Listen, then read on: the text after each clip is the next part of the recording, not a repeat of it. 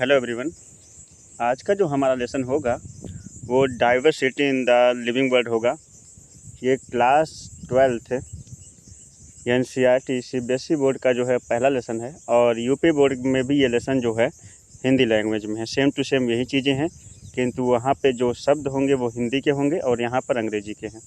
और यदि आप किसी प्रकार से जो है नीट की तैयारी कर रहे हो तो फिर ये लेसन आपके लिए बहुत ही ज़्यादा महत्वपूर्ण होने वाला, क्योंकि जो बच्चे यूपी बोर्ड से जाते हैं नीट की तैयारी करने, किसी प्रकार के मेडिकल एरिया में जाना चाहते हैं, तो उनको सारी चीज़ें सडनली जब अंग्रेजी में हो जाती हैं तो उनको समझ में नहीं आता है। तो मेरा प्रयास एक छोटा सा ये है कि मैं इन चीज़ों को थोड़ी आसानी से आपको समझा सकूं। देखिए, diversity in the living world का मतलब होता है सजीव जगत की विभिन्नताएं। इस चैप्टर का हिंदी में अर्थ होगा सजीव जगत की विभिन्नताएं। ये सजीव जगत की विभिन्नताएं होगा, ये चैप्टर 1 है और यूनिट फर्स्ट है ये पहले। इसके अंदर चैप्टर 1 होगा द लिविंग वर्ल्ड। इसके जो चैप्टर होगा उसका नाम होगा द लिविंग वर्ल्ड। तो चलिए समझते हैं थोड़ी सी चीज़ों को अच्छा करके। और करा कि biology is the science. Biology एक ऐसा विज्ञान है, लाइफ फॉर्म्स, जो जीवन का विज्ञान कहा जाता है, लिविंग प्रोसेस, जिसमें जीवन की प्रक्रियाओं के बारे में समझाया जाता है। लिविंग वर्ल्ड सजीव जगत के comprise the amazing the diversity of living organism. सजीव जगत का जो कंपेरिजन किया जाता है पृथ्वी पे फैले हुए विभिन्न प्रकार के विभिन्नताओं से किया जाता है। अर्ली मैन कुड, जो आदिमानव था, could easily preserve the difference. वर्तमान समय का जो मनुष्य है वह अर्ली मैन मतलब वर्तमान समय का जो मनुष्य है, कुछ ईजिली मतलब होता है आसानी से, different between the imminent matter and living organism, मतलब निर्जीव चीज़ों में और सजीवों में आसानी से अंतर क्या कर लेता है, निकाल लेता है। ठीक है। Early man defined some of imminent matter wind, जो वर्तमान समय का मनुष्य है ना, imminent matter living organism. Early man define the imminent matter of wind sea and fire. वर्तमान समय का जो मनुष्य है वो वायु, समुद्र और जो है आग को भी जो है क्या करता था, सजीव मानता है, निर्जीव मानता है। Some of among the imminent the plants among the animal and plants, इनमें जो है सजीवों में एनिमल और प्लांट भी आते हैं। A common features of the such as forms of imminent, कुछ कॉमन फीचर्स हैं, कुछ सामान्य से लक्षण हैं जो एक निर्जीव को निर्जीव बनाते हैं। Meant object was the sense and away fear the evoked, और उनके पास जो निर्जीव वस्तुएं होती हैं ना तो उनके पास सेंस होता, मतलब महसूस करने की क्षमता होती है, और ना ही वो चीज़ों को महसूस कर पाते हैं। Some of description of the living organism, कुछ सजीवों के लक्षण इंक्लूडिंग ह्यूमन बीइंग बिगन, इसमें मनुष्य भी आता है। मच लेटर ह्यूमन हिस्ट्री, और मनुष्य से जुड़े कुछ इतिहासों के बारे में भी हम जानेंगे। सोसाइटीज, जो हमारा समाज है, विच इंक्लूडिंग द कराकी orthopaedic view of the biology, biology को एक जीवन के विज्ञान के दृष्टिकोण से देखता है। जस्ट लिमिटेड, इसलिए यह जो है क्या हो गया है, लिमिटेड ज्ञान बनकर रह गया है, एक सीमित ज्ञान बनकर रह गया है। प्रोग्रेस बायोलॉजिकल नॉलेज, यदि जो है बायोलॉजिकल नॉलेज की प्रोग्रेस की बात की जाए तो सेमेटिक एंड मोनूमेंटल डिस्क्रिप्शन, तो सेमेटिक एंड मोनूमेंटल डिस्क्रिप्शन में हम पहुंचेंगे। Focus of brought of the कराकी नेसेसिटी, हम जीव विज्ञान की जो है आवश्यकताओं के बारे में समझेंगे। डिटेल्ड सिस्टम्स, डिटेल्ड सिस्टम है। आइडेंटिफिकेशन, जिसे हम पहचान सकते हैं। नोमेनक्लेचर एंड क्लासिफिकेशन, यानी नामकरण को और जो है विज्ञान के वर्गीकरण को। The biggest spin of such I studied, इस प्रकार के जो विज्ञान है इसका जो अध्ययन होता है was recognisation for the sharing similarities, जो समानताओं को स्पष्ट करता है। लिविंग ऑर्गेनिज्म, सजीव कहलाता। Both of horizontally and vertically, हम इसे हॉरिजेंटली भी पढ़ सकते हैं, मतलब सीधे सीधे भी लिख सकते हैं, और जो वर्टिकली मतलब होता है हम इसे कह सकते हैं कि क्षैतिज भी लिख सकते हैं और ऊर्ध्वाधर भी लिख सकते हैं। कहा कि that all the present day, वर्तमान समय में लिविंग ऑर्गेनिज्म जो सजीव हैं, आर रिलेटेड ईच अदर, एक दूसरे जुड़े हुए हैं। आल्सो टू ऑल ऑर्गेनिज्म, जो सभी सजीव ऑर्गेनिज्म हैं, एवर लिव्ड दिस अर्थ, जो इस पृथ्वी पे रहते हैं, was revelation which of the humbled man and the laid off culture movements, मनुष्य के जो है कृतज्ञता के कारण पृथ्वी पे और भी जीव रहते हैं। द कंजर्वेशन ऑफ बायोडाइवर्सिटी, वर्तमान समय में जो है बायोडाइवर्सिटी जैव विविधता को बचाने का तेज़ी से प्रयास किया जा रहा है। इन द फॉलोइंग चैप्टर, इस चैप्टर में we unit you will get a description, आपको बताया जाएगा इंक्लूडिंग द क्लासिफिकेशन, और जो है वर्गीकरण को समझाया जाएगा। एनिमल्स, जीव जंतुओं के, प्लांट्स पेड़ पौधों के, एंड टेक्सोनॉमिस्ट पर्सपेक्टिव, टेक्सोनॉमिस्ट मतलब होता है जो वर्गीकरण के वैज्ञानिक होते हैं, उनके अनुसार जीवों को जो है समझाने का विशेष प्रयास किया जाएगा। ठीक है, अब जो है हम थोड़ा सा आगे बढ़ेंगे इसमें, और आगे आएंगे तो देखेंगे ये हैं अर्नेस्ट मायर। इन्हें जो है आप कह सकते हैं कि फादर ऑफ क्लासिफिकेशन कहा जाता है। इनका बॉर्न जो हुआ था 5 जुलाई 1904 को हुआ था, कैप्टन जर्मनी में हुआ था। Ernst Mayr the Harvard University voluntary biologist, ये हार्वर्ड यूनिवर्सिटी के जो है एक क्रांतिकारी बायोलॉजिस्ट थे। Who was the been called the Darwin of 20वीं सेंचुरी, इन्हें 20वीं शताब्दी का डार्विन भी कहा जाता था। कहा कि was one of the 100 greatest scientist all time, उस समय की ये 100 महान वैज्ञानिकों में से एक थे। Mayr joined the Harvard faculties, इन्होंने हार्वर्ड फैकल्टीज को ज्वाइन किया। Art and science in the 1953, art and science के 1953 में इन्होंने हार्वर्ड यूनिवर्सिटी को ज्वाइन किया। एंड रिटायर्ड ऑन 1975 में रिटायर हो गए। Amazing the title Alexander Agassiz professor of zoology eminence, इन्होंने अलेक्जेंडर एगेसिस प्रोफेसर के जो है देख रेख में जो अपने कार्य को प्रारंभ किया था। और कह रहा कि throughout his nearly 80 years career, अपने 80 साल के कैरियर में हिज रिसर्च स्पैंड ऑर्निथोबायोलॉजी, इन्होंने जो है ऑर्निथोबायोलॉजी पर क्या किया, रिसर्च किया। टैक्सोनॉमी वर्गीकरण विज्ञान,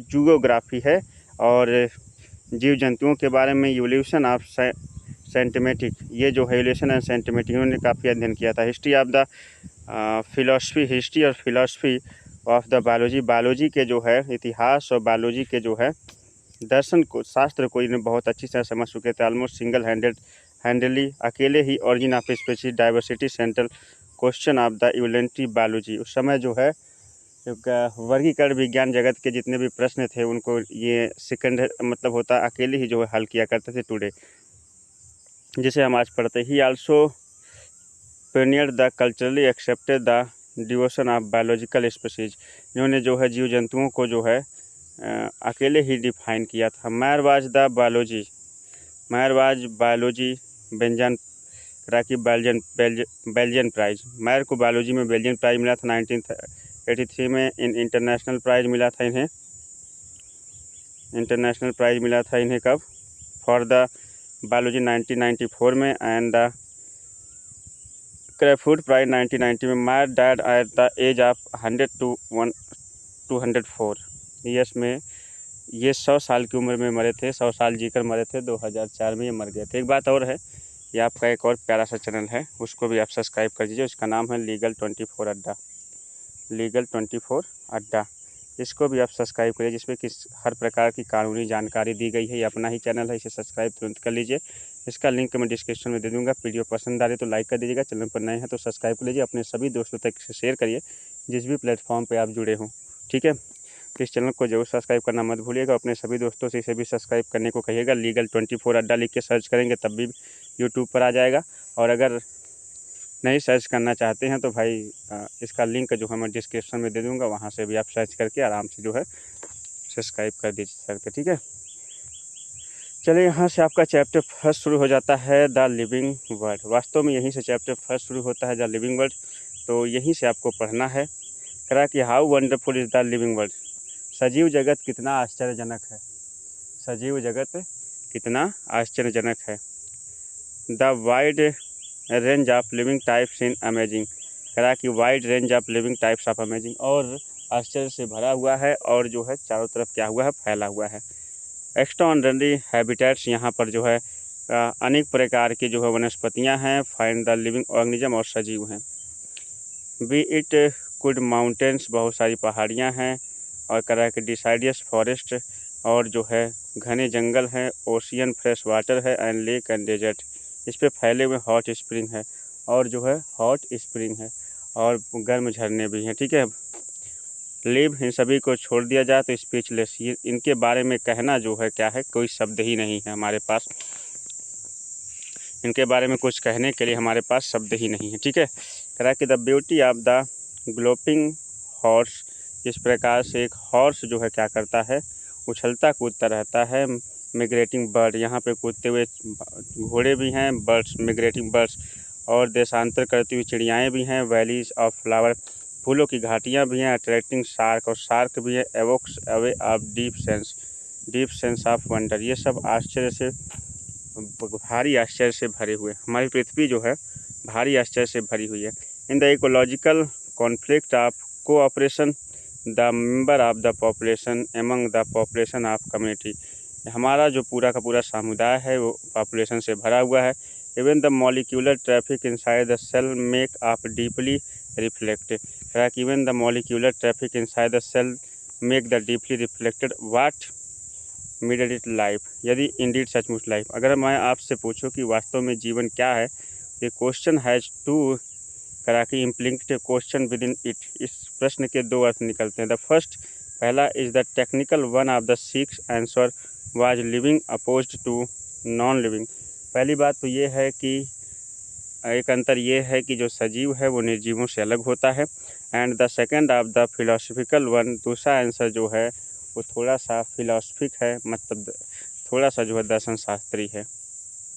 and six answer to what is the purpose of life, जीवन का उद्देश्य क्या है।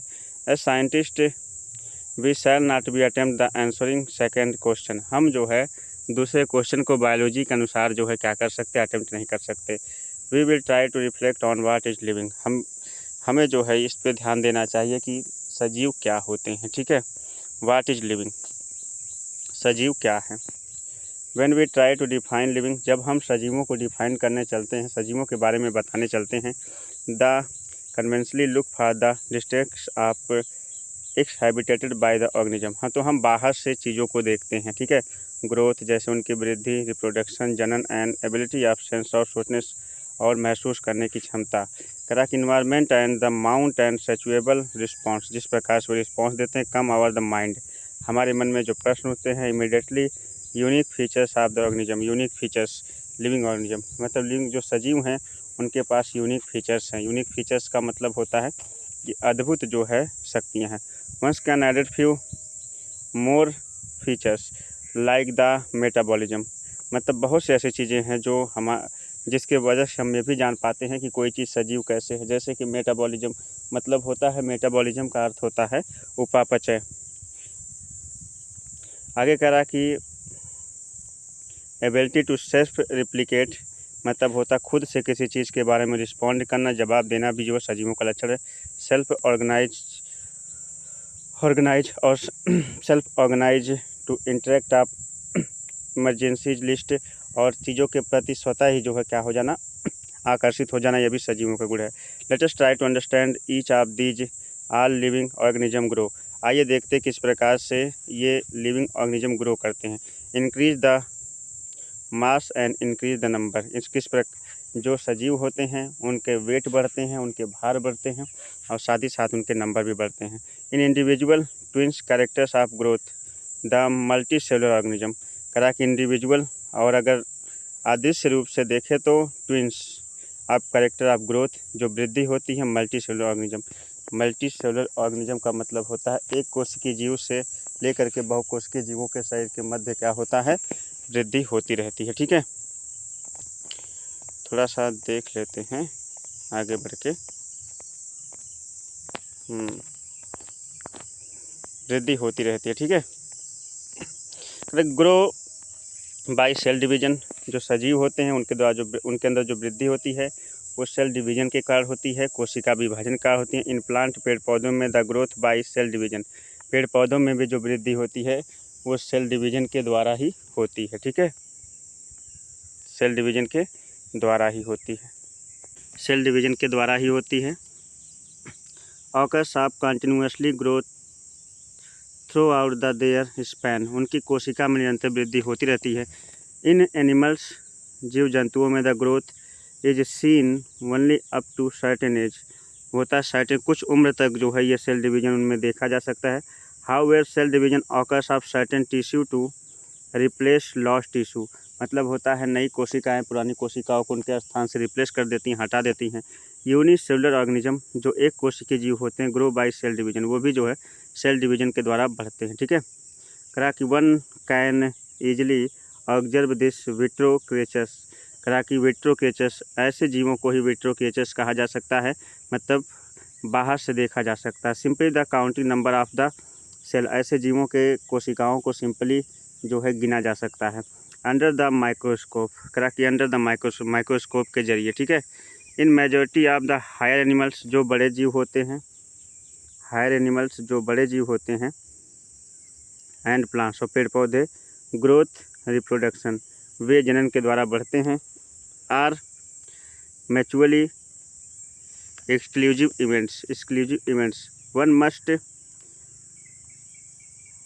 मस्ट रिमेंबर, हमें ज़रूर याद रखना चाहिए दैट कि increase in the body mass, यदि शरीर का भार बढ़ रहा है, कंसीडर टू ग्रोथ, और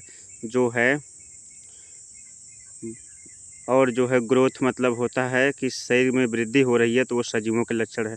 non living object grow if we take increase the body mass and creation of growth, non living things के जो बॉडी मास होते हैं उनकी जो लंबाई तभी बढ़ती है जब मनुष्य या फिर कोई सजीव उन पर क्या करता है, किसी प्रकार से कार्य करता है। ठीक है, माउंटेन जैसे पहाड़ियाँ हैं, बाउल्डर्स हैं, सैंड बालू है, एंड ग्रो ये भी बढ़ते रहते हैं, लेकिन ये प्रकृति के द्वारा जो है क्या होते हैं, इंक्रीज होते हैं। However this kinds of growth, इस प्रकार की जो वृद्धि होती है, एक्सपेक्टेड नॉन लिविंग ऑब्जेक्ट्स, केवल नॉन लिविंग में ही होती है, केवल जो है निर्जीवों में होती है। By the accumulation of material on the surface, ऐसे चीज़ों के जो है केवल किनारों पर ही क्या होती है, वृद्धि होती है। ठीक है, इन द लिविंग ऑर्गेनिज्म जो सजीव होते हैं, ग्रोथ फ्रॉम द इनसाइड, किसी तरफ से बढ़ते हैं, growth therefore I can not be taken in define a key property living organism, ये लिविंग ऑर्गेनिज्म की भांति जो है क्या करते, वृद्धि करते। कंडीशन उनकी स्थितियाँ, wonder observe the all living things, सभी सजीवों का अध्ययन करने पर हैव टू द एक्सप्लेन, हम यह कह सकते हैं, ये विस्तार कर सकते हैं। ठीक है, कि then the understand that the characteristics of living system, जो सजीवों के लक्षण हैं, are read organism dare not grow, कि निर्जीवों के सजीवों के लक्षण की तरह निर्जीव जो है वृद्धि नहीं करते हैं। आगे कह रहा है कि reproduce likewise a character of living organism, reproduce में जो रिप्रोड्यूस में रिप्रोडक्शन होता है, likewise as a characteristics of living organism, वो अपने ही जैसे जीवों को क्या करते हैं, जन्म देते हैं। ठीक है, जो रिप्रोडक्शन करते हैं वो अपने जैसे जीवों को जन्म देते हैं। आगे कह रहा है कि in the multi cellular organism, एक मल्टी सेलुलर मतलब होता है बहुकोशिकीय जो जीव होता है, रिप्रोडक्शन में रिप्रोडक्शन होता है, refer to the production of progeny processing features of more less similar does of the parents, ये उनसे जो जीव उत्पन्न होता है थोड़ा बहुत अपने जो है मतलब जनक से मिलता है, अपने जो है फादर जो भी उसके पेरेंट्स होते हैं उनसे थोड़ी बहुत क्या करता मिलता है। इन वेरेबली द मल्टी करा की इम्पल्सिटी ऑफ द सेक्सुअल रिप्रोडक्शन, और जिनमें सेक्सुअल रिप्रोडक्शन होता है, जिन जीवों में सेक्सुअल रिप्रोडक्शन होता है, जैसे जो उच्च श्रेणी के जीव होते हैं उनमें जब सेक्सुअल रिप्रोडक्शन होता है, करा की organism reproduce by asexual means also, तो उनमें वे जो है एसेक्सुअल रिप्रोडक्शन से क्या होते हैं, अलग होते हैं। लैंगिक जनन करने वाले जीव अलैंगिक जनन करने वाले जीवों से क्या होते हैं, अलग होते हैं। आगे कह रहा है कि फंजाई जैसे है मल्टीप्लाई फॉर सेपरेट ईजिली, अपने शरीर को मल्टीप्लाई करके तेज़ी से फैलता है। मिलियंस ऑफ एसेक्सुअल स्पोर्स, उसमें मिलियंस मतलब होता है लाखों एसेक्सुअल स्पोर्स पाए जाते हैं। Produce in lower organism like the east hydra and observe budding, और ईस्ट और हाइड्रा में जो है बडिंग मतलब होता है मुकुलन की प्रक्रिया होती है, जिसके द्वारा अपनी संख्या को तेज़ी से बढ़ाते हैं। प्लानेरिया जो होता है फ्लैट वॉर्म्स जिसे कहते हैं। ऑब्जर्व द रीजनरेशन, इसमें जो जनन होता है वो पुनरुद्भवन होता, क्या होता है, पुनरुद्भवन मतलब शरीर का कोई भी अंग अगर कट जाता है तो फिर उससे नए जीव की उत्पत्ति हो जाती है। आगे करा फेर्मेंटेशन जो होता है ऑर्गेनिज्म करा कि regenerated the lost part of the body becomes the new organism, इसी क्रिया को जो है क्या कहते हैं, फ्रेगमेंट्स कहते हैं, जहाँ पे शरीर का कोई भी अंग यदि डैमेज हो जाता है उससे नए जीव का क्या हो जाता है, निर्माण हो जाता है। The fungi and filamentous algae, जो फंजाई होता है, फिलामेंटस एलगी होते हैं, प्रोटोनिया मोसेस होते हैं, ईजिली मल्टीप्लाई, तेजी से अपने शरीर को वृद्धि करके फर्मेंटेशन कर लेते हैं।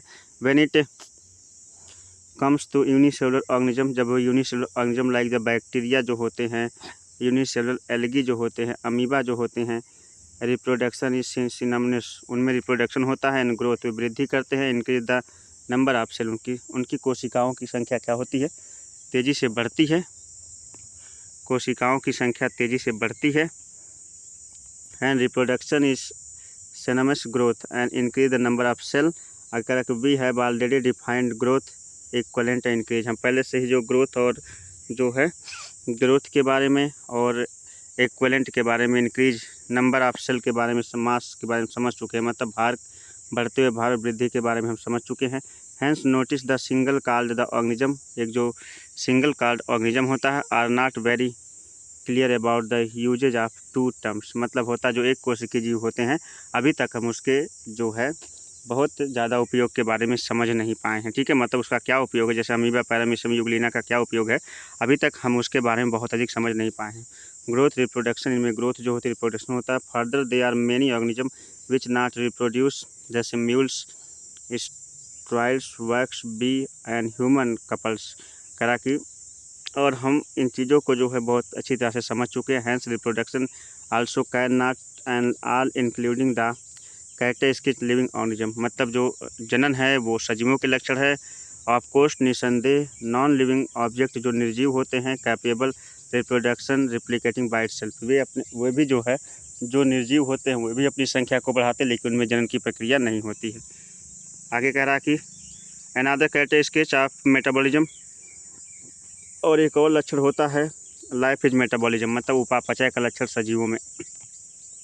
All living organism made of the chemicals, made of chemicals, सभी सजीवों के अंदर केमिकल्स बनते हैं, मतलब रसायन बनते हैं। The chemicals small and big, ये केमिकल छोटे और बड़े हो सकते हैं। Be holding to various classes, इन्हें कई जो है भागों में बांटा जा सकता है, साइज, आकार के आधार पर, और करा की आकृति के आधार पर, और जो है फंक्शन के कार्य के आधार पर। Constantly being made and can not into some of biomolecules के आधार पर। दीज कन्वर्जन केमिकल्स रिएक्शन, इस प्रकार की क्रिया केमिकल्स में होती है। Metabolic reactions and are the thousands of metabolic reactions, और इसमें हजारों जो है क्या होती हैं, उपापचय की क्रिया होती हैं।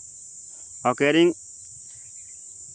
सिमुलेटली इन इस तरह की simultaneously increase the living organism, मतलब सजीवों में जो बहुत सारे लक्षण होते हैं।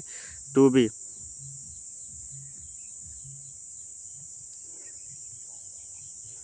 यूनिसेलुलर एंड मल्टीसेलुलर, मतलब एक कोशिकीय जीवों और बहुकोशिकीय जीवों में कई सारे लक्षण होते हैं। आ प्लांट्स, एनिमल्स, फंजाई, एक पेड़ पौधे और एनिमल्स, जीव जंतु और फंजाई, और जो कवक होते हैं माइक्रोवेव्स, एक्सहाइबिटेट मेटाबॉलिज्म, इनमें बाह्य जो है उपापचय की क्रिया होती है। The sum of total chemicals reactions according our body is metabolism, हमारे शरीर के अंदर भी बहुत सारे जो है केमिकल रिएक्शन जो है चलते रहते हैं। ठीक है, नॉन लिविंग ऑब्जेक्ट एक्सहाइबिटेट मेटाबॉलिज्म, और नॉन लिविंग थिंग्स के अंदर भी केमिकल रिएक्शन होते हैं। मेटाबॉलिक रिएक्शंस, उपापचयी जो अभिक्रियाएँ होती, can be demonstrated outside of the body, शरीर के बाहर से नहीं देखा जा सकता। सेल्फी सिस्टम है, सेल्फी सिस्टम होता है। And the isolated metabolism reactions, कई प्रकार की जो उपापचयी रिएक्शंस होती है, अभिक्रियाएँ होती हैं आउटसाइड द बॉडी, शरीर के बाहर होती है, और जब परफॉर्म्ड दैट टेस्ट ट्यूब, जैसे टेस्ट ट्यूब में भी जो होता है नाइदर नॉट ऑल लिविंग, करा कि नॉट ऑल लिविंग, उसे शरीर के बाहर जो उत्पन्न किया जाता है। Hence while the metabolism is defined to features in organism, कई सारे मेटाबॉलिज्म लक्षणों को हम क्या कर सकते हैं, परख नली में बाहर करा के देखा जा सकता है। Without the expecting isolated in metabolic reaction vitro, अब बहुत सारे जो है लक्षणों को केवल जो शरीर के अंदर ही होते उन्हें देखा नहीं जा सकता, बट श्योरली लिविंग रिएक्शन, लेकिन ये वास्तव में जो है सजीवों के अंदर होने वाली रासायनिक क्रिया। हैंस जबकि द सेलुलर ऑर्गेनाइजेशन, जो सेलुलर ऑर्गेनाइजेशन मतलब कोशिकाओं का संगठन होता है ऑफ द बॉडी, शरीर के defined features of the forms, defined features of the form, दोस्त मैं बहुत तेज़ी से पढ़ता जा रहा हूँ और चीज़ों को समझाने का प्रयास कर रहा हूँ। वीडियो पसंद आए तो लाइक कर दीजिएगा। थोड़ा चैप्टर काफ़ी लंबा है इसलिए फास्ट चल रहा हूँ, तो समझने का प्रयास करिएगा, ठीक है। आगे कह रहा है कि परहैप्स शायद the most obvious technically complicated features, बहुत से जो है कॉम्प्लिकेटेड फीचर्स है, मतलब बहुत जटिल प्रक्रिया है लिविंग ऑर्गेनिज्म, सजीवों का शरीर, इज एबिलिटी ऑफ सेंस, जिसको जो है एबिलिटी ऑफ सेंस, जिसके अंदर जो है क्या महसूस करने की क्षमता होती है, surrounding environment and respond, environment के प्रति रिस्पॉन्ड करने की क्षमता होती है, पर्यावरण की चीज़ों को महसूस करके उसके रिस्पॉन्ड करने की क्षमता होती है। इन्वायरमेंटल स्टिमुली, इसे इन्वायरमेंटल स्टिमुली कहते हैं। Could be physical and chemical and biological, ये जो चीज़ें होती हैं ये केमिकल होती हैं, रासायनिक होती हैं, बायोलॉजिकल होती हैं। वी सेंस आवर इन्वायरमेंट, हम अपने इन्वायरमेंट मतलब होता है वातावरण को महसूस कर सकते हैं throughout our sense organs, अपने सेंस ऑर्गेन, 5 ज्ञान इंद्रियाँ होती हैं, आँख, कान, नाक, जीभ, त्वचा, इनसे हम क्या कर सकते हैं, हर चीज़ों को महसूस कर सकते हैं। Plant respond external factors, plant भी लाइक लाइट वाटर, करा कि प्लांट भी जो है, पेड़ पौधे भी जो है एक्सटर्नल फैक्टर्स को महसूस करते हैं, जैसे like the light and water, मतलब होता है प्रकाश और जल को, टेम्परेचर को, एंड द अदर ऑर्गेनिज्म पॉल्यूटेंस, और जो है प्रदूषण को भी क्या कर सकते हैं, पेड़ पौधे महसूस कर सकते हैं।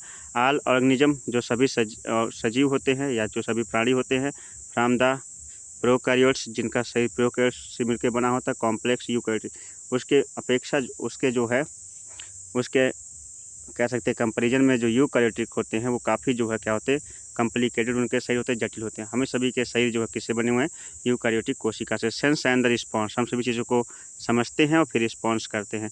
इन्वायरमेंटल करा कि इन्वायरमेंटल स्यूज जो है photo period of effect production of seasonal, पेड़ पौधों में जो प्रकाश संश्लेषण की क्रिया होती है उसके अनुसार जो है, and breeders and both are plant animals, अब उसके अनुसार जो है भोजन बनाते हैं और उसी के अनुसार जो है क्या होता है, ब्रीडर्स मतलब होता है बीज उत्पन्न करते हैं, और ये चाहे मनुष्य हो चाहे पेड़ पौधे हो। आर ऑर्गेनिज्म हैंडेड केमिकल्स आप में करा के इंटर्निंग द बॉडी, सभी के अंदर ये केमिकल रिएक्शन होती है। All organism therefore we are aware, हम सभी को पता है सभी ऑर्गेनिज्म के बारे में, and their surrounding humans being, जो मनुष्य के अंदर भी है, is the only organism who can aware himself and self conscious, और हमें इसे समझना चाहिए। Conscious therefore become a defying property of living organism, और इन लिविंग ऑर्गेनिज्म को हम समझ सकते हैं। एक बात और है ना, सबसे बड़ी बात ये है कि जो अब की जो NCERT बुक आई है वो पूरी की पूरी टोटल कहानी जैसी है, बोरिंग साला सब कुछ का दे रहा है, बहुत गुस्सा लग रही पढ़ाने में, लेकिन क्या करें, पढ़ाना पड़ रहा है, ठीक है। चलिए when it comes human being, जब यह मनुष्यों में आता है तो it is all the more difficult define living state, तो हम इसे जो है लिविंग स्टेट का डिफाइन कर सकते हैं। ऑब्जर्व द पेशेंट, एक पेशेंट को देखिए, लेइंग ऑन कोमा, जो कोमा में है, and patient virtually supported by the machine, जो मशीनों के द्वारा चल रहा हो। Replace the heart of lungs, उसके हार्ट और लंग्स जो है क्या कर रहे हो, बदले गए हों। These are patient is otherwise brain dead, और एक पेशेंट जिसका ब्रेन डेड हो चुका है, ब्रेन मतलब मर चुका है, पेशेंट है नो सेल्फ कॉन्शियस, उस पर जो है अपने ऊपर कोई कॉन्शियस नहीं है, मतलब किसी चीज़ को महसूस नहीं कर सकता। Such as the patient who never come back to normal life, ऐसा जो है कह रहा कि पेशेंट कभी भी नॉर्मल लाइफ में वापस नहीं आ सकता जिसका मस्तिष्क मर चुका है। लिविंग और नॉन लिविंग, इसी को कहते हैं सजीव और निर्जीव। सजीव उसे कहते हैं जिसके सब कुछ एक्टिव हो, निर्जीव उसे कहते हैं जिसके सब कुछ एक्टिव ना हो, ठीक है। जैसे कि कोमा में गया मनुष्य जिसका जो है क्या, जिसका मस्तिष्क तक मर चुका हो। आगे जो है कह रहा कि इन हायर क्लासेस, बड़ी कक्षाओं में यू विल कम, जब आप पढ़ोगे तो कह रहा कि ऑल द लिविंग फिनोमिना, सभी लिविंग फिनोमिना जो है due to underlying the intention, आपको बहुत ही जो है विस्तार पूर्वक सभी चीज़ों को समझाया जाएगा।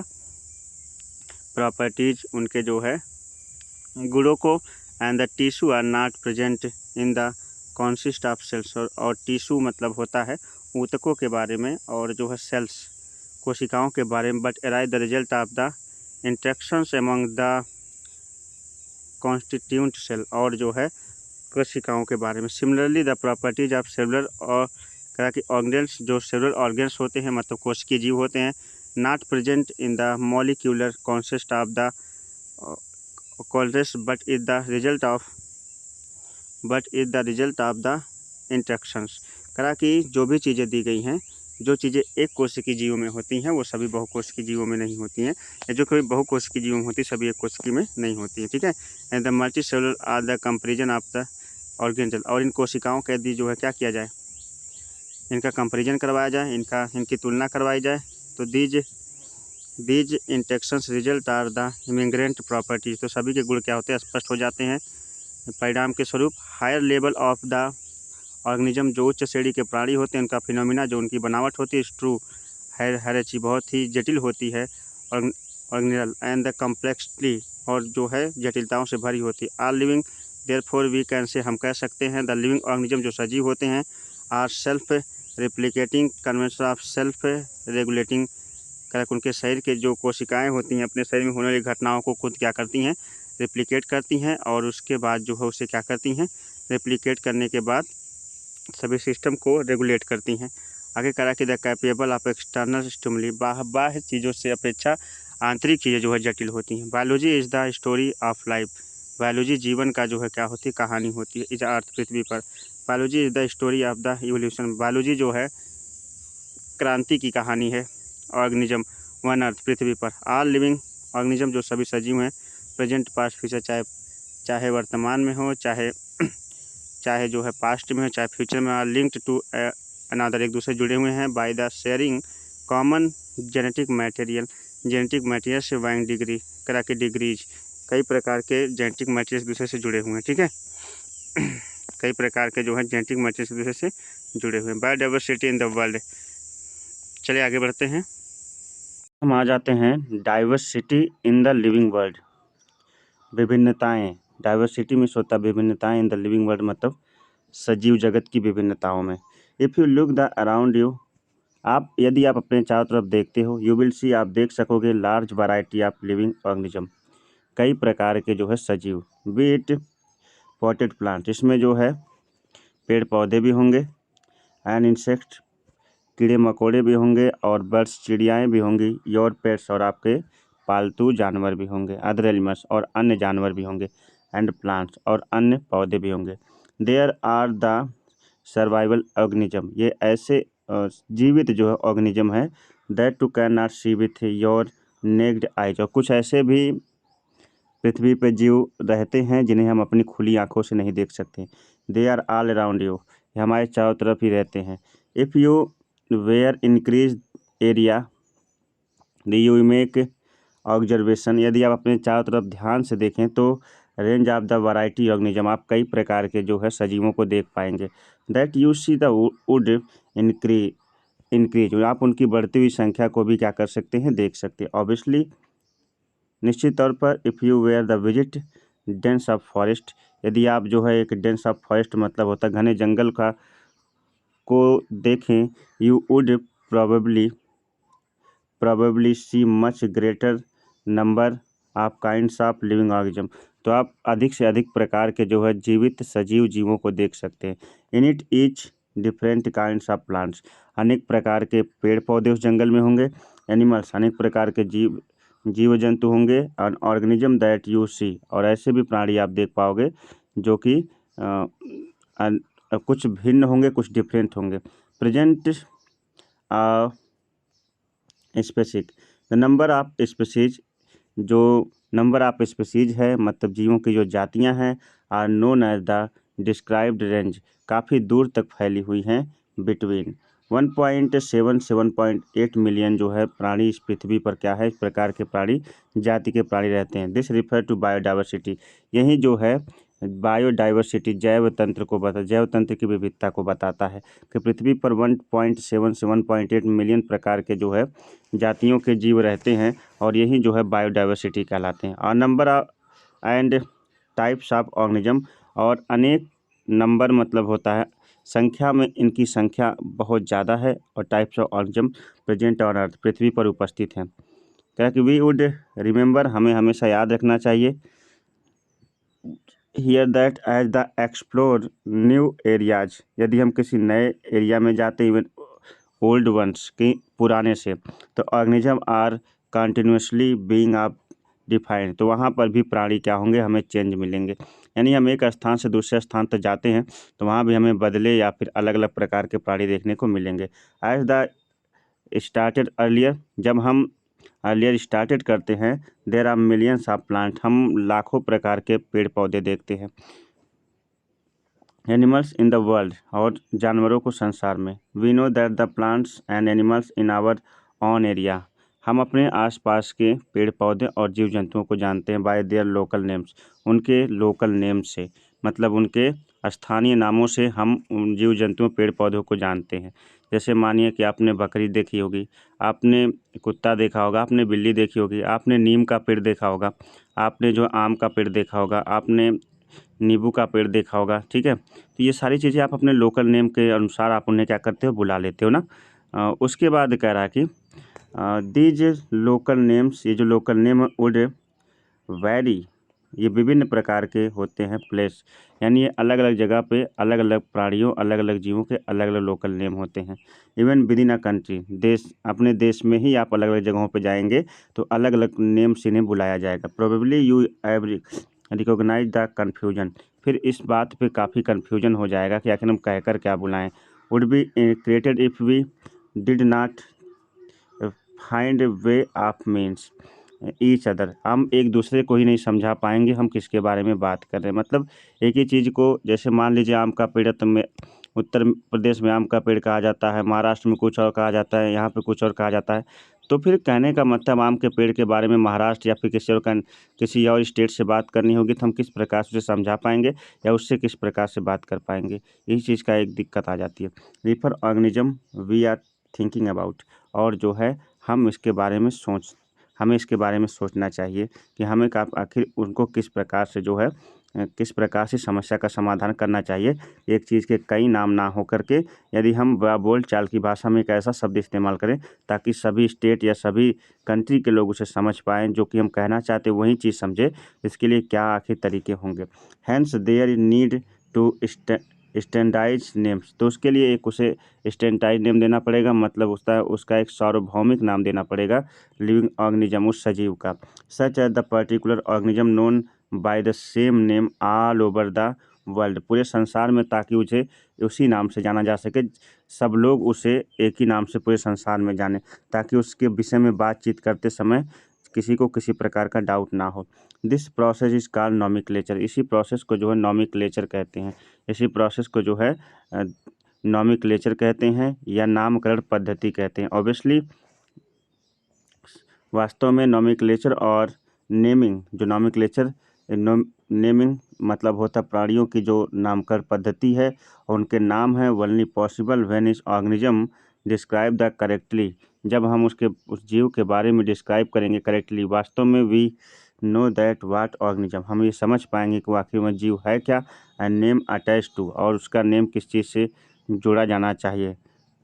दिस इज आइडेंटिफिकेशन, और इसे एक पहचान का जरिया भी है। करा कि दिस आइडेंटिफिकेशन, यह एक पहचान का जरिया भी है। इन आवर फैसिलिटेड स्टडी, हमारे अध्ययन के दौरान नंबर ऑफ साइंटिस्ट, बहुत सारे वैज्ञानिकों ने स्प्लाइस्ड प्रोड्यूस करा कि प्रोसीडर एज साइंटिफिक नेम, और इसे जो है अपने अपने अनुसार इसे साइंटिफिक नेम देना शुरू कर दिया। ईच नोन ऑर्गेनिज्म, कि किस नाम से इन ऑर्गेनिज्म को, इस प्राणी को जाना जा सके। This is the acceptable biologist, और इसे जो है बायोलॉजिस्ट के द्वारा एक्सेप्टेबल बनाया गया ऑल ओवर द वर्ल्ड, पूरे संसार में सभी लोगों ने सभी जीवों के वैज्ञानिक नाम रखना शुरू कर दिया, सभी वैज्ञानिकों ने, और फिर इसे जो है एक संस्था बनाई गई, अंतर्राष्ट्रीय संस्था, जहाँ पे इन सभी नामों को एक्सेप्ट किया जाए या रिजेक्ट किया जाए, इस चीज़ का जो है ध्यान दिया गया। For plants of scientific name are the based on agreed principle criteria, मतलब होता है किसी पेड़ का जो साइंटिफिक नेम है, वैज्ञानिक नाम है, उसके गुणों को देख के रखा गया which are the provided in international code of biological nomenclature, ICBN का पूरा नाम है international code for botanical nomenclature. ये ऐसी संस्था है जो कि पेड़ पौधों के नामों का जो है वैज्ञानिक नामकरण करती है। You may ask how are the animals named, आप जरूर जानना चाहोगे कि आखिर किस प्रकार से पेड़ पौधों के जो है नामकरण का कार्य ICBN करता है, उसी प्रकार से जीव जंतुओं के वैज्ञानिक नामकरण भी कोई करता होगा।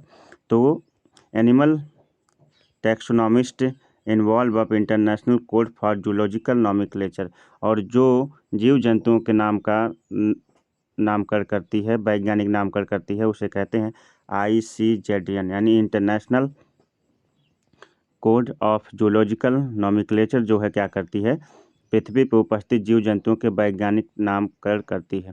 Scientific name are ensure that organism, scientific name जो होता है इंश्योर, मतलब ये ऐसे नाम होते हैं that organism has only one name, जिससे ये पता चलता है कि किसी जीव का वैज्ञानिक नाम केवल एक ही नाम है।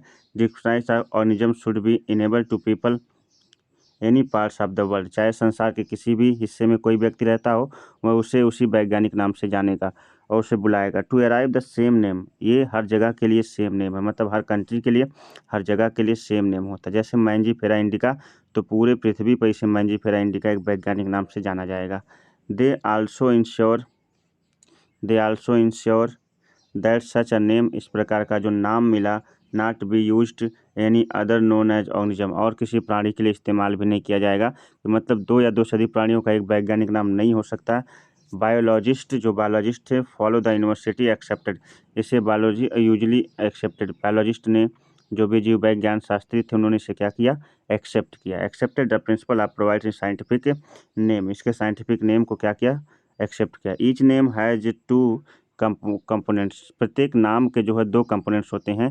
द जेनेरिक नेम, मतलब होता है एक इसका जो है जेनेरिक नेम होता है, और द दूसरा स्पेसिफिक एपिथ होता है, मतलब एक इसका वंश का नाम होता है, दूसरा उसके जाति का नाम होता है।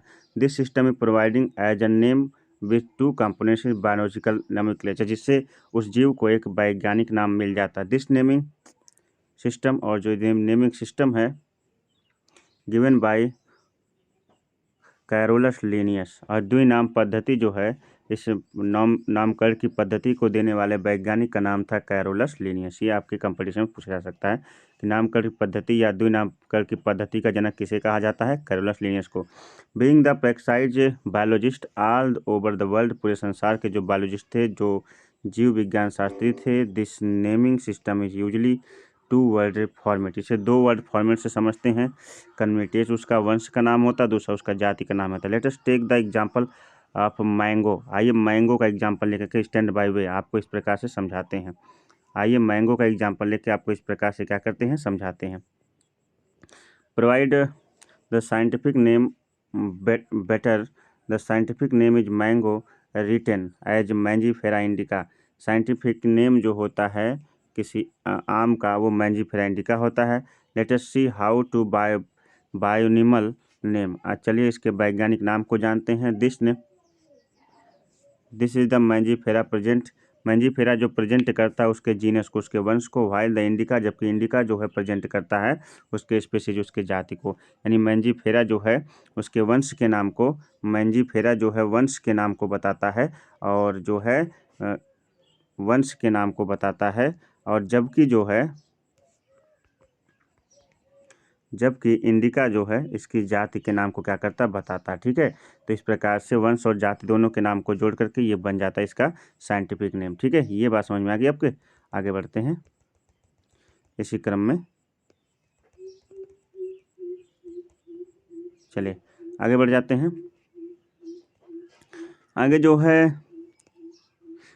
पहले तो आगे काम कर दीजिए, वीडियो पसंद है तो लाइक कर दीजिए, चैनल पर नए तो सब्सक्राइब कर लीजिए, तुरंत करिए ऐसा काम। फिर इसके बाद other universal rules of the nomenclature are follows, और भी यूनिवर्सल रूल जो है क्या किए जाते हैं, फॉलो किए जाते हैं। पहला है बायोनॉमिकल नेम आज जनरली लैटिन भाषा में लिखा जाता है, जो वैज्ञानिक नाम है वो लैटिन भाषा या इटैलिक्स भाषा में लिखा जाता है। They are the loins of drawn of Latin of irrespective then of origin, और ये उन शब्दों से लिखा जाता है जिससे क्या होती है, उनकी उत्पत्ति होती है। द फर्स्ट लेटर जो होता है, first word of the biological name present of genus, biological name का पहला जो लेटर होता है वो जीनस यानी वंश लिखा जाता है। While second component denote the specific epithet, जो दूसरा जो होता है उसके जाति को प्रेजेंट करता है, पहला वंश दूसरा जाति को। Both are word in biological name, जो बायोलॉजिकल नेम होते हैं when hand written are the separately करा कि अंडरलाइंड जो शब्द लिखे जाते हैं बायोलॉजिकल नेम में, उन्हें उनके नीचे जो है क्या किया जाता है, अंडरलाइन किया जाता है। The printed italic indicator Latin organism, या फिर उन्हें टेढ़ा करके लिखा जाता है, मतलब तिरछा करके लिखा जाता है, उनके नीचे अंडरलाइन कर दी जाती है। ठीक है। फर्स्ट वर्ड डिनोटिंग जीनस, पहला वर्ड जो स्टार्ट किया जाता है वो वंश को दर्शाता है। द कैपिटल लेटर उसे कैपिटल लेटर्स लिखते हैं, while the specific effect all the small letter, जबकि जाति के नाम का पहला लेटर क्या होता है, जो है स्मॉल होता है। जैसे आप एग्जांपल के तौर पे देख सकते हैं, यहाँ पे लिखा है मैंजीफेरा इंडिका, तो देखिए मैंजीफेरा इंडिका का जो यम है वो कैपिटल है और आई जो है क्या है, जाति, ये वंश नाम है इसका मैंजीफेरा, और इंडिका इसकी जाति नाम है। तो आप अच्छी तरह देख सकते हैं, जो यम है यानी वंश का जो पहला लेटर है वो कैपिटल है, जबकि जाति का लेटर क्या है, स्मॉल है। ये आप समझ चुके होंगे, क्या मैं समझाना चाहता हूँ। आगे बढ़ते हैं। आगे जो है name of the author appears the after specific epithet, जिसने इस नाम को लिखा है उसका नाम the end of the biological name के लास्ट में लिख दिया जाता है उनका नाम। रिटन एन एब्रीवेट फॉर्म, एक एब्रीवेट फॉर्म है, जैसे Mangifera indica Lin indicate that this species was first indicated by the Linnaeus लिखा था, तो लिनियस का जो लिन है वो इसके नाम के लास्ट में क्या कर दिया जाता है, लिख दिया जाता है कि इसकी खोज इस नाम को दिया था लिन ने। So since it is the nearly impossible, और ये असंभव है, तो स्टडी द लिविंग ऑर्गेनिज्म, सजीवों का अध्ययन में, it is the make necessary to devise some of the means of make possible, करा कि पहले जो है हर जगह जीवों के जो नाम थे अलग अलग स्थानों पर अलग अलग थे, लेकिन इस जो है इस प्रकार से जीवों के नाम जो है एक जैसे हो गए और ये अब इनका अध्ययन करना पॉसिबल हो गया। This process is call the classification, इसे जो है क्लासिफिकेशन कहा जाता है, जिसे हिंदी में वर्गीकरण कहा जाता है। Classification is the process, classification ऐसा प्रोसेस है which the anything is grouped, जिसमें किसी चीज़ का ग्रुप्ड बनाया जाता है, and convent the categories based on some easily observable characters, और उसके बारे में विस्तृत अध्ययन किया जाता है। For example we easily recognise the group of such as plants, जैसे हम किसी प्रकार के प्लांट्स के बारे में अध्ययन कर रहे हैं। एनिमल्स या किसी जीव के बारे में, डॉग जैसे कुत्ता, कैट, बिल्ली, इंसेक्ट, कीड़े मकोड़े के बारे में अध्ययन करना है, तो हर जगह पर जो है इनके वैज्ञानिक नाम क्या होंगे, सेम होंगे, और उनके क्लासिफिकेशन भी इसी प्रकार से किए जाएंगे। करा कि the moment we use any this terms, इस प्रकार के किसी टर्म्स को यदि हम इस्तेमाल करते हैं, वी एसोसिएट तो हम जुड़ जाते हैं, द सर्टेन कैरेक्टर्स, इस प्रकार से ऑर्गेनिज्म से द ग्रुप, इस प्रकार के मतलब किसी एक ग्रुप एक प्राणी का अध्ययन करने से उस समूह के सभी प्राणियों का अध्ययन क्या करते हैं, हम कर लेते हैं। हम ये देखते हैं कि किन किन प्राणियों के गुण एक जैसे मिल रहे हैं, उन्हें एक ग्रुप में रखकर किसी एक का अध्ययन करने से सभी प्राणियों के गुणों का क्या कर जाता है, पता चल जाता है। ये समझाना चाहता है यहाँ पे कि अगर किसी ग्रुप के किसी एक प्राणी का अध्ययन हम कर लेते हैं तो उससे मिलते जुलते जितने प्राणी हैं उनके अध्ययन हम कर लेते। ठीक है। What image do you see when you think about dog, जब आप एक कुत्ते के बारे में सोचते हैं तो आप दिमाग में कैसा चित्र बनता है। ऑब्वियसली वास्तव में each one will be see dogs, सभी ने कुत्ते को देखा होगा, एंड नॉट कैट्स, और बिल्ली को भी। Now if we are think of the Alsatian, जब हम एलेस्टियन डॉग के बारे में बात करते हैं, no are the talking about the similarly suppose we were say mammals, तो हम उसे क्या कहते हैं, पहली बात तो मैमल्स है, मैमल्स मतलब स्तनधारी है। You would course think animals, आप जब ऐसे जानवर के बारे में सोचते हैं, एक्सटर्नल ईयर, जिसके कान बाहर की तरफ निकले हैं, पहले तो कुत्ते के कान बाहर की तरफ होते हैं, बॉडी हेयर, शरीर पे बाल होते हैं, like wise in the plants, और इसी पेड़ों को जब आप देखते हो तो उसमें एक पेड़ से कितने पेड़ मिलते रहते हैं, ये भी देख लीजिए। कहा कि if we are try to talk wheat, यदि हम गेहूं के बारे में बात करें, the picture each of our minds, तो गेहूं के पौधे का जो चित्र हमारे मस्तिष्क में बनता है, will be wheat plants not rice, जो व्हीट का प्लांट है वो धान के पौधे की तरह है, एनी अदर प्लांट्स, या किसी अन्य पौधे की तरह नहीं है। Hence are these dogs cats mammals, जबकि डॉग कैट जो मैमल्स होते हैं, व्हीट राइस प्लांट्स होते हैं, एंड एनिमल्स इट इज सीधा कन्विंस ऑफ द कैटेगरीज, ये अलग अलग जो है कैटेगरीज में बटे होते हैं, ठीक है, अलग अलग जो है इन्हें कैटेगराइज किया जाता है स्टडी ऑर्गेनिज्म, और हम इनका अध्ययन अलग अलग करते हैं। The scientific terms these categories are taxa, scientific terms of the this category, जब इनको बांटने की जो पद्धति होती है उसे टाक्सा कहते हैं। Where you must organism that taxa can be indicate categories of different levels, ये का टाक्सा जो है डिफरेंट लेवल, जब हम जीवों को पहचानने में थोड़ी सी मुश्किल होती है तब टाक्सा का प्रयोग करते हैं। Plants also form of taxa, form of taxa, plants के फॉर्म को टाक्सा कहते हैं। Wheat is the also taxa, गेहूँ भी टाक्सा का एक फॉर्म है। द एनिमल, टाक्सा का मतलब टैक्सोनॉमी से बना है। टैक्सोनॉमी मतलब होता है नामकरण, क्या होता है, नामकरण पद्धति, ठीक है। तो यहाँ पर अलग अलग चीज़ों के अलग अलग या वर्गीकरण की पद्धति को टैक्सोनॉमी कहते हैं, बंटवारे की पद्धति को टैक्सोनॉमी कहते हैं।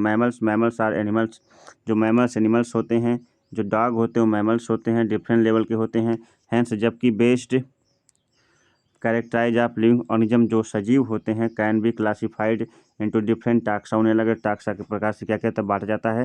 The process classification of the taxonomy, इस प्रकार की प्रक्रिया को टैक्सोनॉमी कहते हैं। External and internal structure along the structure cells of development, इस प्रकार से इनके कोशिकीय जो है वृद्धि को भी क्या किया जाता है, दर्शाया जाता है, ठीक है। उसके बाद करा कि process that the ecologist information, जिसमें जो है इकोलॉजिकल इंफॉर्मेशन हमें क्या होती है, प्राप्त होती है। Are essential and form of the basis modern taxonomy studies, जो मॉडर्न टैक्सोनॉमी स्टडी करते हैं। Hence characterisation, identification, classification, nomenclature, मतलब होता है कि इनके लक्षण, इनकी पहचान, इनके जो है इनके क्लासिफिकेशन, इनका वर्गीकरण और नॉमेनक्लेचर के बारे में process that are the basic taxonomy, इसको जो है बेसिक टैक्सोनॉमी कहते हैं, साधारण बंटवारा कहते हैं। Taxonomy is not something new, taxonomy कोई नई चीज़ नहीं है। करेंगे ऑर्डर की, तो ऑर्डर की बात करने से पहले यदि वीडियो पसंद आ रही है तो लाइक जरूर कर दीजिएगा, चैनल पर नए हैं तो सब्सक्राइब कर लीजिए। बार बार मैं कहता आ रहा हूँ, इस स्टडी सीबीएल क्लासेस को सब्सक्राइब करिए ही करिए। और दूसरा चैनल, जैसा कि मैंने आपको शुरुआत में ही बताया, लीगल 24 अड्डा को भी सब्सक्राइब करिए किसी भी प्रकार की कानूनी जानकारी के लिए। चलिए, ऑर्डर मतलब होता है गण, क्या होता है, गण। तो इसको समझते हैं। करा कि you have seen earlier the categorise like the species, आपने कई तरह के जीवों को एक जैसा देखा होगा, जीनस, इनके वंश के आधार पे, फैमिलीज और इनके कुल के आधार पे, based on number of similarities characters, और इनके कई समान गुणों को भी देखा होगा। Generally order the taxonomics categories are defined, और सामान्य तौर पर जो टैक्सोनॉमिक होते हैं, मतलब जो वर्गीकरण वैज्ञानिक होते हैं, इन्हें जो है एक कुल में क्या करते हैं, बांटते हैं। बेस्ड द एग्रेटेड कैरेक्टर्स, उन्हें जो है एक विशेष कैरेक्टर्स में रखते हैं। कहा कि ऑर्डर बीइंग हायर कैटेगरी, जो उच्च कुल के प्राणी होते हैं, इज असेंबलेज ऑफ फैमिलीज, उच्च कुल में रखे जाते हैं। Are the exhibited new similar characters, अपने जैसे मिलते जुलते प्राणियों के साथ।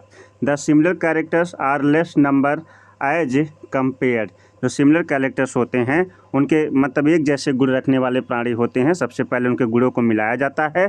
The genera include the family, फिर जेनेरा जो इनके इंक्लूड द फैमिली को डिसाइड करता है। प्लांट फैमिलीज, पेड़ पौधों की जो के कुल होते हैं, जो कुल होते हैं, लाइक द कॉन्वोलियंस और सोलेनेसी, जैसे Convolvulaceae Solanaceae are included the order, इनके जो है गण को बांटा गया है, इनके जो गण को बांटा गया है Polemoniales and mainly based on floral characters, और इनके पुष्पीय लक्षण को देखा गया है।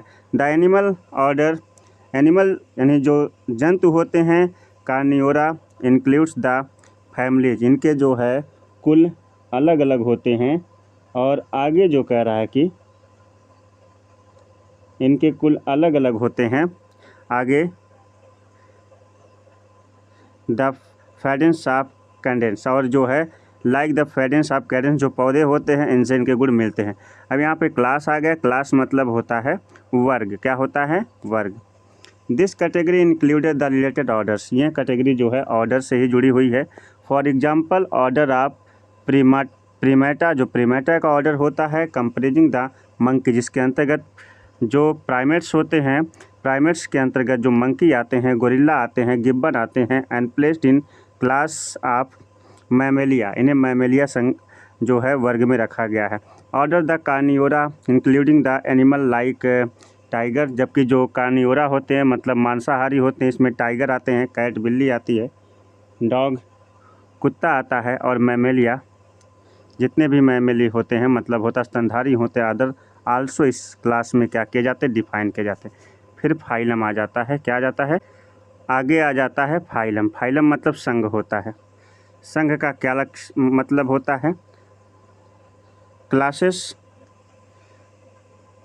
जो वर्गीकरण होता है कंप्रेजिंग एनिमल्स लाइक द फिशेस, जैसे मछलियाँ, एम्फीबियंस, और जो है उभयचर रेप्टाइल्स, और जो रेप्टाइल्स में क्या होता है, रेंगने वाले जो प्राणी होते हैं, बर्ड्स और चिड़ियाएँ होती अलंग द मैमल्स, और जो स्तनधारी होते हैं constitute the next higher category, इन्हें उच्च कुलों में रखा जाता है, कॉल द फाइलम, ऐसे कुल को संघ कहते हैं। All the based on common features, इसके अंतर्गत जो प्राणी रखे जाते हैं एक जैसे गुण वाले होते हैं, like the presence and notochord, notochord प्राणियों को एक साथ रखा गया। डोर्सल हॉलो न्यूरल सिस्टम, क्योंकि इनके न्यूरल सिस्टम एक जैसे होते हैं, are included in the phylum Chordata, और इन्हें संघ कार्डेटा में रखा जाता है। In the case of plants, पेड़ पौधों के केस में classes with few similar characters, कुछ जो है समान लक्षण पाए जाते हैं।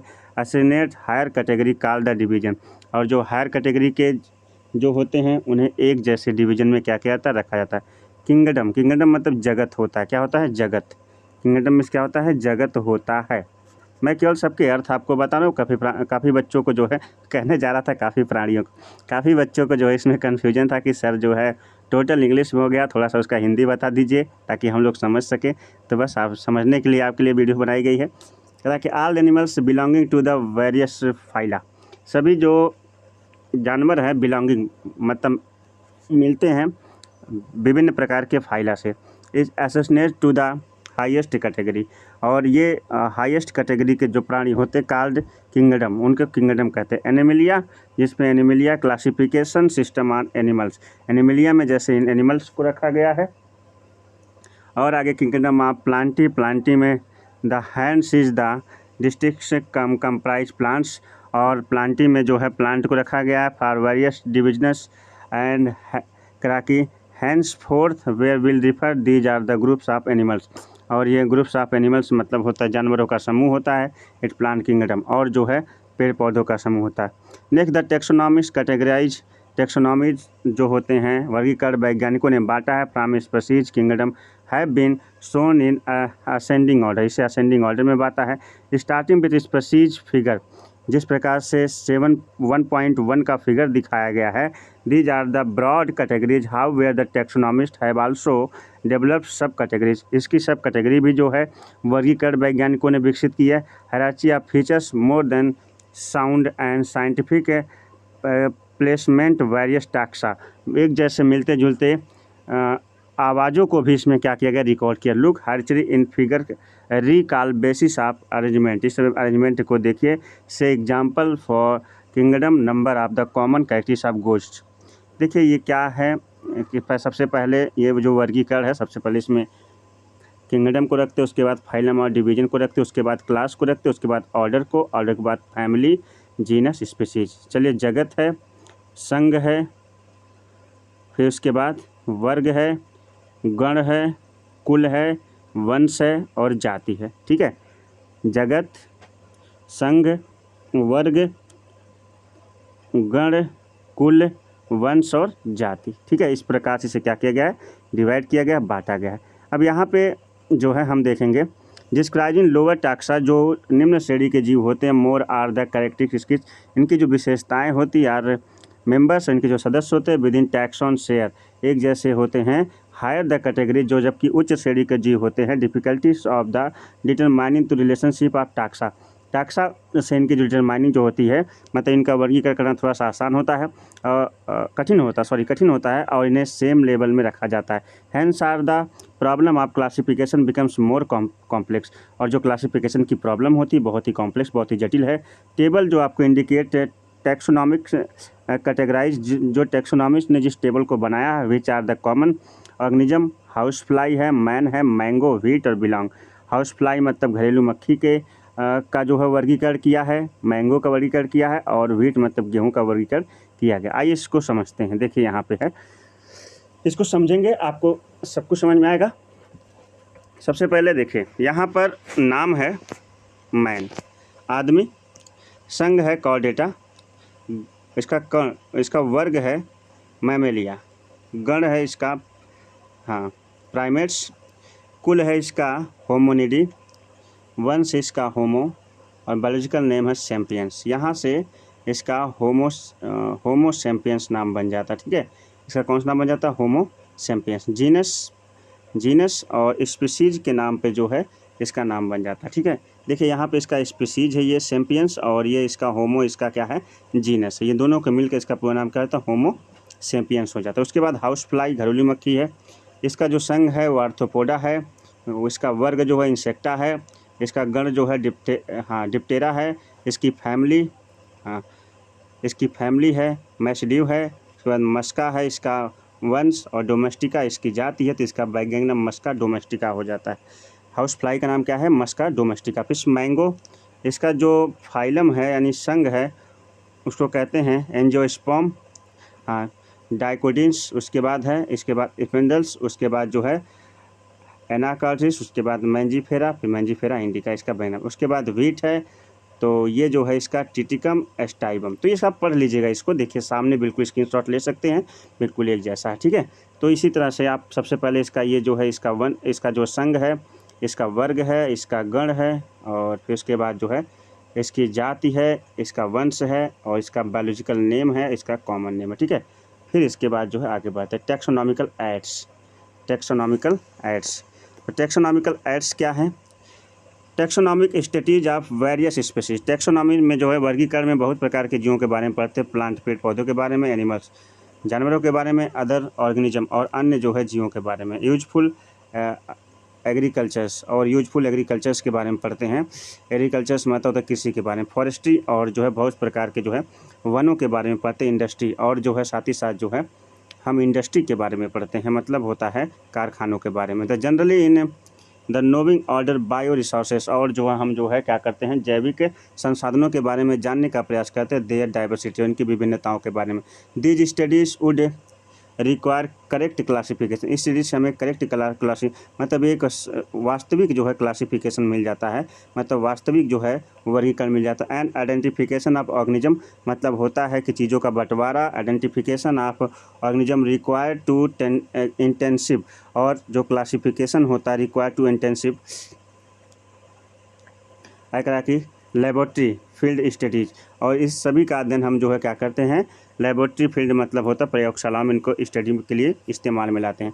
The collection of the actual specimen का जो कलेक्शन होता है और प्लांट का जो कलेक्शन होता है, मतलब हम जुटाते हैं जीव जंतुओं को और पेड़ पौधों को, एनिमल्स को, स्पेसीज को, essential. It is the prime source of taxonomic studies, यह जो है टैक्सोनॉमिक स्टडीज के लिए ज़रूरी होता है। And there are the fundamental, बहुत से स्टूडेंट क्या करते हैं तरह तरह के जीव जंतुओं के जो है जीव जंतुओं को जुटाते हैं छोटे छोटे, और तरह तरह के जो है प्लांट्स को जुटाते हैं, उनके सीड्स को जुटाते हैं। तो क्या तैयार करते हैं हम आपको बता रहे हैं। Fundamental studies and training of systematic, और जिस प्रकार से ट्रेनिंग मतलब सही तरीके से उसके बारे में पढ़ पाएँ और उसकी ट्रेनिंग कर पाएँ। ठीक है, आगे जो कह रहा है कि आगे it is the use for classification an organism, और जो चीज़ें इकट्ठा करते चाहे वो छोटे छोटे जीव हो, चाहे छोटे छोटे प्लांट हो, चाहे सीड्स हो, उनका हम इस्तेमाल करते हैं क्लासिफिकेशन ऑर्गेनिज्म, सजीवों के का वर्गीकरण में। And the information gather to also stored among with the specimen, और इन स्पेसिमेन को क्या करते हैं हम गैदर्ड करते, इकट्ठा करते और बचा के रखते हैं। In some of cases specimen preserved in future studies, यानी भविष्य में इनके अध्ययन के लिए इन्हें बचाकर रखा जाता है। आगे करा कि बायोलॉजिस्ट, जो बायोलॉजिस्ट होते हैं, have stabilised the certain producers of unique store and preserve information well specimens. मतलब बायोलॉजिस्ट ने जो है इन चीज़ों को एक जगह पे रखने की एक यूनिक तकनीक निकाली है। Some of these are the explained to help you understand these of aids, ताकि जो है इनके बारे में समझा जा सके, यूज ऑफ दीज एड्स, और आगे इनका उपयोग किया जा सकता है। और इसे कहते हैं हार्बेरियम। क्या कहते हैं? इसे कहते हैं हार्बेरियम। हार्बेरियम का मतलब होता है आपका संग्रहालय ना। Herbarium is a store house. Herbarium एक ऐसा स्टोर हाउस है कलेक्टेड टू प्लांट्स स्पेसिमेन, जिसमें पेड़ पौधों को और स्पेसिमेन को कलेक्ट कर लिया जाता है। ड्राइड, उनके मरे हुए, प्रेस्ड एंड प्रिजर्व्ड सीड्स, सूखे हुए बीजों को, and further these are seeds, और उनके सीड्स तैयार की जाती है। एंड अरेंज्ड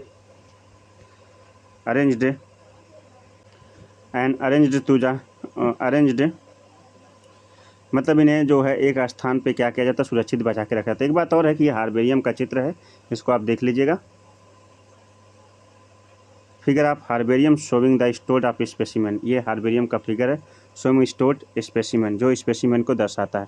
अकॉर्डिंग टू कराकी यूनिवर्सली एक्सेप्टेड सिस्टम, इस सिस्टम को एक्सेप्टेड किया जाता है। टू क्लासिफिकेशन मतलब होता है जिस प्रकार से वर्गीकृत किए गए। दीज स्पेसिमेन से, जो स्पेसिमेंट्स होते हैं, जो प्राणी होते हैं, along with their descriptions on herbarium sheets, herbarium sheets के अनुसार इनका बंटवारा किया जाता है। become a store of house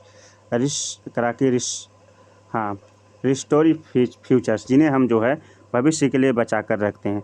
जो फिगर 1.2 है वो हमें बताता है कि इस प्रकार से हार्बेरियम को स्टोर करके रखा गया है। These herbarium seeds also carry label, in herbarium के ऊपर इनके लेबल लगे होते हैं, कागज़ चिपकाए गए होते हैं। Providing information doubt to date, जो डेट और अबाउट उसके बारे में दिनांक के साथ लिखे गए हैं। प्लेस टू कलेक्शन, कहाँ से इसे इकट्ठा किया गया ये भी लिखा था। इंग्लिश लोकल बॉटिकल नेम, लोकल नाम भी इनका लिखा गया, बॉटिकल नेम भी लिखा गया। फैमिली कलेक्टर नेम, और किस फैमिली से आते हैं। और आगे जो है करा कि हार्बेरिया also have the quick referral system in taxonomical studies, और जिसके अंतर्गत हम जो है इन वर्गीकरण को पढ़ते हैं। बड़ी बात यह है कि जो ये होता है हार्बेरियम, ये स्टूडेंट्स और वैज्ञानिकों के काम में आता है। स्टूडेंट्स जो भी जीवों का अध्ययन करते हैं, उनके क्लासिफिकेशन का अध्ययन करते हैं, उनके बड़े काम की चीज़ है ये। आगे बॉटनिकल गार्डन जो होता है, वो बॉटनिकल गार्डन क्या है? Specialised gardens have the collections of plants. एक बॉटनिकल गार्डन ऐसा गार्डन होता है विच प्लांट स्पीसीज, जहाँ पे ऐसे पेड़ पौधों की जातियाँ रखी जाती हैं। In gardens and grow for identification purpose, जिसे हम जो है पहचान के उद्देश्य से क्या कर सकें, इस्तेमाल कर सकें। And each of plants of labelled indicating the botanical scientific name, इन्हें जो है इनके बॉटनिकल नेम को लिखा जाता है, इनके साइंटिफिक नेम को लिखा, इट्स फैमिली, और इनके कुल को लिखा जाता है। The famous botanical gardens are at England Indian botanical garden. Famous जो बॉटनिकल गार्डन है उसे जो है क्या कहते हैं? इंडियन बॉटनिकल गार्डन कहते हैं। करा के जो हावड़ा में है, कहाँ पे है? हावड़ा मतलब कहाँ पे? हावड़ा मतलब कहाँ पे? कलकत्ता में ना, इंडिया में है। At the national botanical research institute, Lucknow में स्थापित है। तो ये आपसे पूछ सकता है कि नेशनल बॉटनिकल रिसर्च इंस्टीट्यूट कहाँ पे स्थापित है, तो आप इस क्या जब लिख के आएंगे? लखनऊ में, ठीक है, जवाब आपका लखनऊ का। उसके बाद क्या है? म्यूजियम। और इंग्लैंड का सबसे बड़ा जो है कौन सा famous garden are the Kew जो है इंग्लैंड का सबसे बड़ा और फेमस गार्डन है, बॉटनिकल गार्डन। और भारत का जो है कौन सा है? इंडियन बॉटनिकल गार्डन है, जो कि हावड़ा में है, मतलब कलकत्ता में, ठीक है। और फिर उसके बाद नेशनल बॉटनिकल, एक सेकंड, और उसके बाद जो नेशनल बॉटनिकल जो है इंस्टीट्यूट कहाँ पर है? रिसर्च इंस्टीट्यूट, ये लखनऊ में है। उसके बाद हम आते हैं म्यूजियम में। म्यूजियम किसे कहते हैं? कह रहा कि biological museums generally set up the educational institute such as the school and colleges. Biological museum जो है जनरली सेटअप किया जाता है एजुकेशनल इंस्टीट्यूट में और जो स्कूल कॉलेज में। Museum have be collection of the preserved plants animals specimens. Museum में जो है प्लांट्स एनिमल्स को क्या किया जाता है? रखा जाता है। स्टडी एंड इनके रेफरेंस के बारे में पढ़ते हैं। Specimens are the preserved of continuous jars and preserved solutions. इन्हें जो है किसी विशेष प्रकार के जो है बिलियन में या जार में क्या किया जाता है? प्रिजर्व करके रखा जाता, सुरक्षित रखा जाता, ताकि भविष्य में जो उन जीव जंतुओं और पेड़ पौधों का अध्ययन किया जा सके। प्लांट्स एंड एनिमल्स, आपने जीव विज्ञान प्रयोगशाला में देखा होगा कि एक शीशे का जार होता है, इसमें कुछ लिक्विड भरा होता है और उसमें जो है मान लीजिए मछली हो जाती है, शार्क मछली हो गई या किसी प्रकार का दुर्लभ प्राणी को क्या कहते हैं उसमें ऐसे रख दिया जाता है कि वो ख़राब नहीं होता है, बचा रहता है, ठीक है। उसी प्रकार का प्रिवेंजेशन जो सॉल्यूशन होता है। प्लांट एंड एनिमल्स स्पेसिमेंट्स में आल्सो प्रिजर्व ड्राई स्पेसिमेंट्स, और कुछ जो है कुछ प्लांट्स एनिमल्स को जो है प्रिजर्व्ड इन ड्राई स्पेसिमेंट्स को बचा कर रखा जाता है। Insect are preserved boxes insect को after the collecting killing and कराकी पिनिंग, जो इंसेक्ट होते हैं उन्हें एक बॉक्सेस में बचा के रखा जाता है, किलिंग मतलब होता है मारने के बाद। Larger animals like the birds, जैसे चिड़ियाएँ, मैमल्स और बड़े जो स्तनधारी होते हैं, स्टफ्ड प्रिजर्व्ड, उन्हें जो है museum often have collections to skeleton animals too, और म्यूजियम में जो है प्राणियों के जो है क्या कंकाल भी बचा कर रखे जाते हैं और बड़े प्राणियों को जो है इस तरह से टांग कर रखा जाता है। और फिर जूलॉजिकल पार्क आ जाते हैं। मैंने इसके ऊपर एक वीडियो बनाई है, भारत के जूलॉजिकल पार्क कौन से प्राणी कहाँ पर रखे गए हैं, और बहुत ही इंपॉर्टेंट वीडियो आप कहेंगे तो उसका लिंक मैं भेज दूंगा, जो कि आपके कॉम्पिटिटिव एग्ज़ाम के लिए बहुत ज़्यादा महत्वपूर्ण है। तो जूलॉजिकल पार्क्स भारत में सबसे पहले तो आपको ये बताना है कि जूलॉजिकल पार्क कहिए, नेशनल पार्क कहिए, भारत में आप उत्तर प्रदेश के निवासी हैं तो आपके उत्तर प्रदेश में एकमात्र नेशनल पार्क है। उस नेशनल पार्क का नाम आपको कमेंट बॉक्स में लिखकर बताना, ठीक है।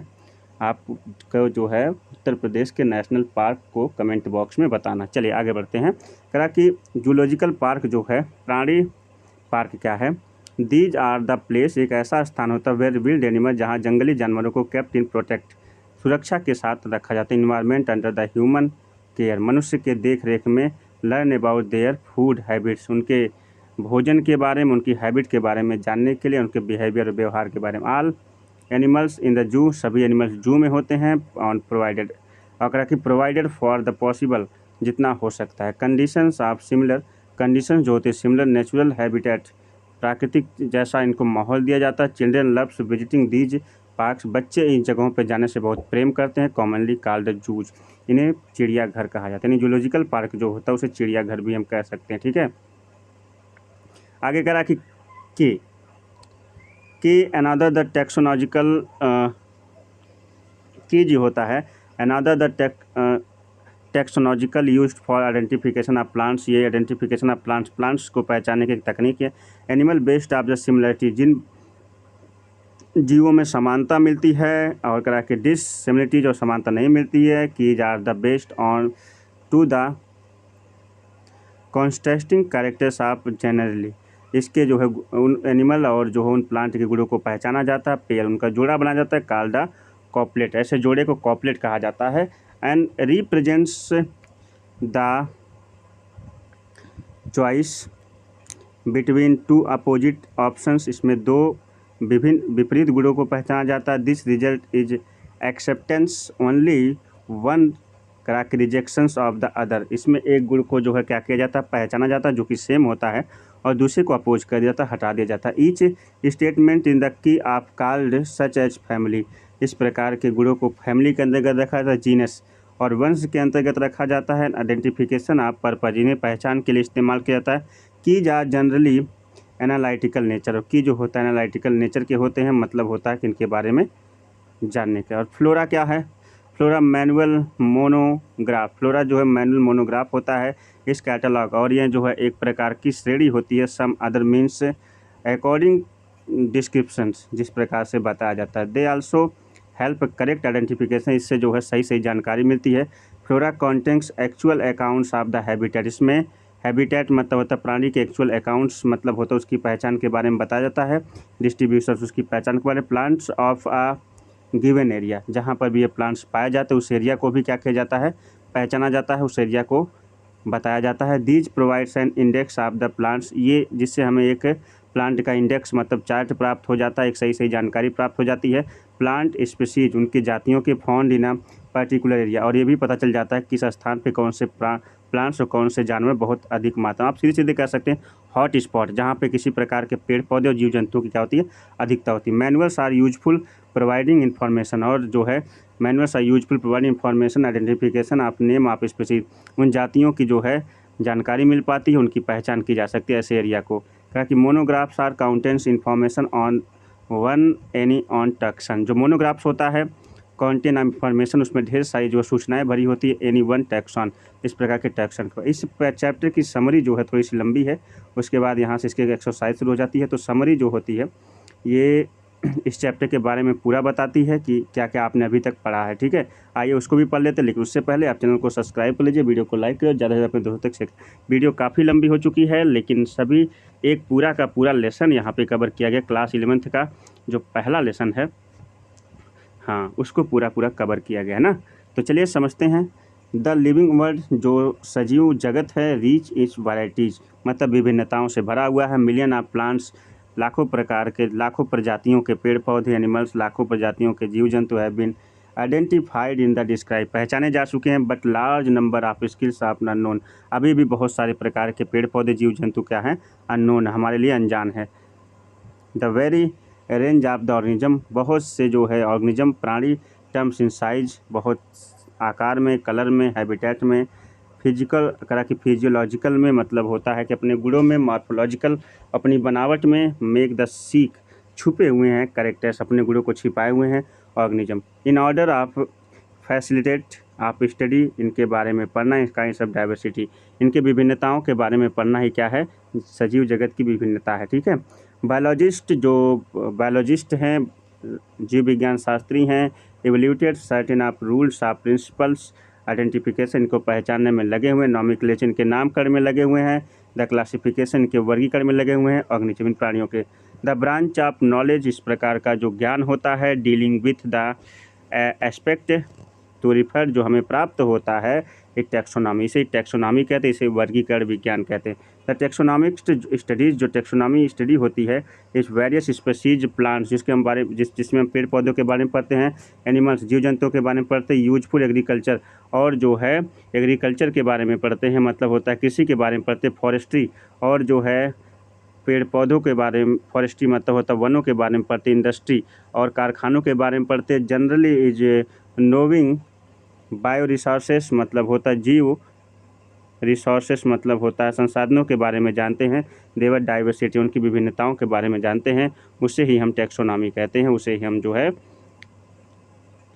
टैक्सोनॉमी कहते हैं। The basis of the taxonomy like the identification, taxonomy के अंतर्गत हम पहचान करते हैं, एंड नेमिंग, और नाम रखते हैं, क्लासिफिकेशन, उनका जीवों का वर्गीकरण करते हैं, ऑर्गेनिज्म इन यूनिवर्सली, सभी संपूर्ण संसार में पाए जाने वाले जीवों का नामकरण करते हैं, and involved under the international course, और जो है इंटरनेशनल कोर्स के अंतर्गत रखते हैं, मतलब उनका वैज्ञानिक नाम रखते हैं, उनका संघ, जाति या उनका कुल जो है डिसाइड करते हैं।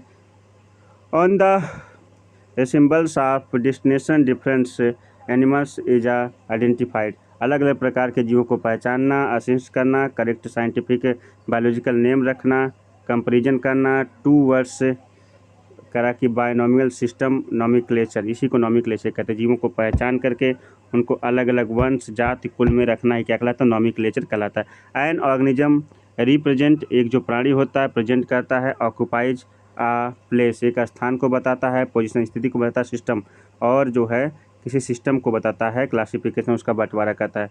There are many categorise of ranks, बहुत से रैंक को कैटेगराइज किया गया है। मेरे पीछे एक शादी फंक्शन है जहाँ पे जो आप बाजे की आवाज़ें भी सुनेंगे, लेकिन हमें चैप्टर ख़त्म करना थोड़ा सा बचा हुआ है, इस शोरगुल में ही ख़त्म कर लेते हैं। Ranks and generally refer to taxonomics category taxa, taxa ने इसे कई कैटेगरी में बांटा है। All the categories of constitute taxonomic hierarchy, इसे जो है टैक्सोनॉमिक हर्चरी कहते हैं। Taxonomist have the developed of variety taxonomy facilitated, and identification of naming, प्राणियों को पहचान कर उनका नाम करना ही जो है क्या कहलाता है, टैक्सोनॉमी कहलाता है। उम्मीद करते हो चैप्टर पसंद आएगा। अगर पसंद आया तो वीडियो को लाइक किया, चैनल पर नया तो सब्सक्राइब कर लीजिए और ज़्यादा से ज़्यादा अपने दोस्तों तक इसे शेयर करिए। जो भी नीट की या किसी प्रकार की बायोलॉजिकल तैयारी कर रहे हो, या आप क्लास 11th में और 12th में हो, हर प्रकार से आपके लिए चैप्टर बहुत ही ज़्यादा महत्वपूर्ण है। तो मिलते हैं एक नई वीडियो के साथ। वीडियो को लाइक जरूर कर दीजिएगा, चैनल पर नया तो सब्सक्राइब जरूर कर लीजिएगा। तब तक के लिए आप सभी को नमस्कार, बाय बाय, जय हिंद।